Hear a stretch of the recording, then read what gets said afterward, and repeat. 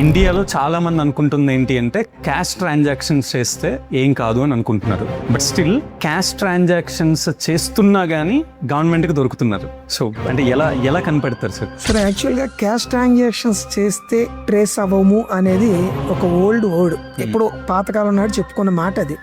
ఈరోజు technology develop అయిపోయింది. So digital world లో మనం ఉన్నాము. Everything is cached by the government right now. గవర్నమెంట్కి ఏంటంటే SFTs, specified financial transactions.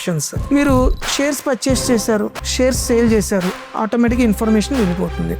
Fixed deposits, cash deposits, లేకపోతే యూజ్ క్యాష్ ట్రాన్సాక్షన్స్ ఆటోమేటిక్గా డిపార్ట్మెంట్ వెళ్తుంది. ఇదంతా ఎలా అంటే only linking with pan and Aadhaar. So మీరు ఎక్కడ ఎస్కేప్ అవడానికి అయితే అవకాశం లేదు, జనరేట్ అయిపోతుంది.